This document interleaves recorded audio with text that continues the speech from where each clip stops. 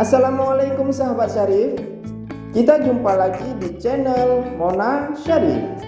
Jangan lupa like dan subscribe ya sahabat. Video kali ini merupakan kegiatan Syarif liburan di Banda Aceh. Dalam video ini Syarif sangat bahagia sekali karena dapat berkumpul bersama keluarga yang ada di Aceh.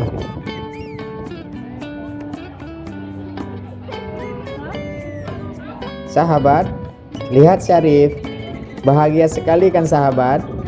Senang bisa berkumpul bersama keluarga seperti ini. Bisa bermain balon dan berlari-lari ke sana ke sini, sangat bahagia sekali. Sahabat, ini di Masjid Baitur Rahman Banda Aceh, masjid kebanggaan orang Aceh.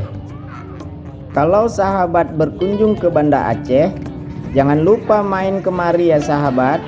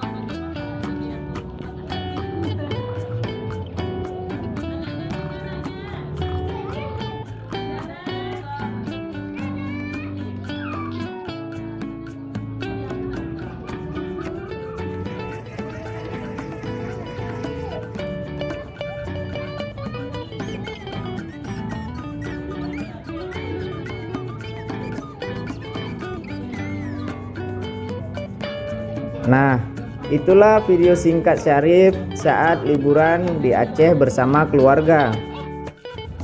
Sampai ketemu lagi di video selanjutnya ya sahabat. Jangan lupa like, subscribe, komen, dan share ke semua orang.